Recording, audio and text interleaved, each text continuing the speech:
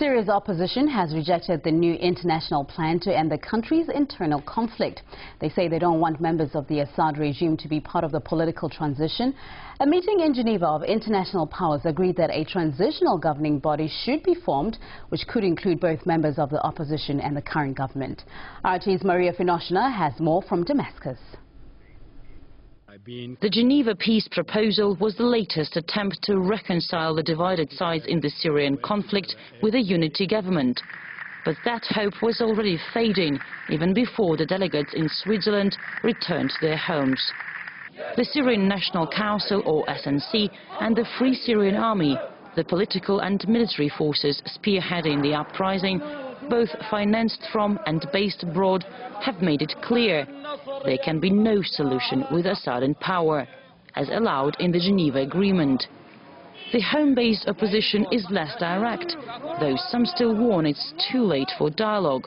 The Al-Ansar party boycotted May's parliamentary elections. Its leader has said the time has come for all sides to make sacrifices, and the government should lead the way. The peace plan will only work if Assad hands over control of the armed forces and security to the interim government. They should start seeing the Free Syrian Army and others who are against them as the opposition. No, everyone agrees. Some say the Syrian opposition is too fragmented to be trusted. Only those who really want dialogue should be thought of as legitimate opposition. And who is that?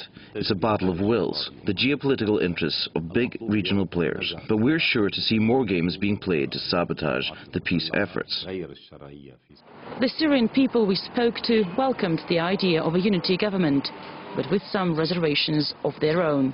If the opposition is internal, national, there is no problem. But if it's an opposition with foreign passports, that's just not acceptable.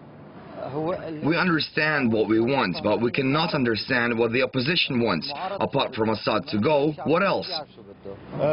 Someone like Galiun or Seda, heads of the SNC, we don't even know who they are. We don't need them. With so many unknowns, analysts say the Syrian opposition has both the covert and open support of nations who demand regime change and back the rebels, with tons of weapons channeled into Syria to fuel the conflict. The first thing to do is to take away these arms, otherwise no peace is possible. But that can't be done quickly. Too much money has been spent and too many parties are involved. Meanwhile, according to the Geneva document, the Syrian people are the only ones who should decide their country's future. But they're concerned they won't get the chance. Of course we, the Syrian people, should decide what we want for ourselves. We knew that already.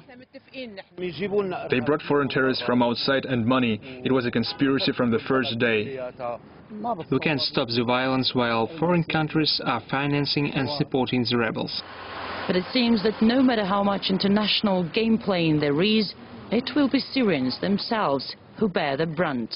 The dream didn't last long. Less than 2 days after the latest peace initiative was forged in Geneva, skepticism is growing that an interim governing body made up of the Syrian opposition and current regime will ever become more than just a solution on paper. With more lives being lost every day in this war-torn country, this bloody saga looks far from over. Maria Finoshna, RT, from Damascus in Syria.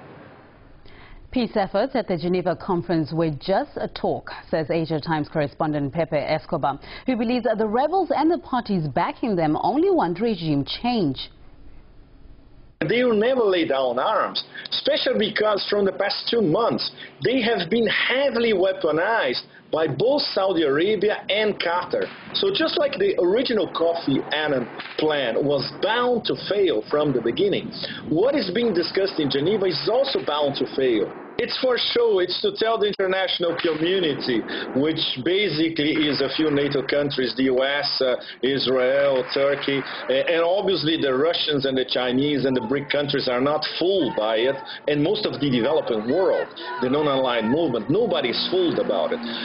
What these main players, foreign players who want regime change in Syria, They have to pull some wool in front of the international community. So they have the Kofi Annan plan, they have the Geneva discussions, and it's absolutely ridiculous because they don't even bother to invite Iran and Saudi Arabia, which are both major players in the Syria situation. It's ridiculous.